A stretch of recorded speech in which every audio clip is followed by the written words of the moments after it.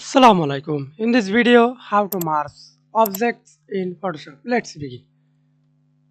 See this layer 1 circle shape and layer 2 rectangle. Example, see this object. Adjust your object. Okay. Adjust text.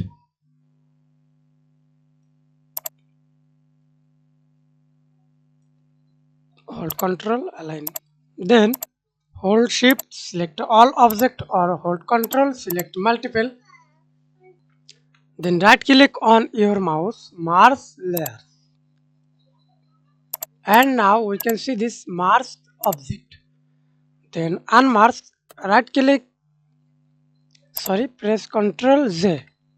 Again press Ctrl, hold Ctrl Alt Z. See this unmask. Thanks for watching video. Please like, comment, share and subscribe to my channel.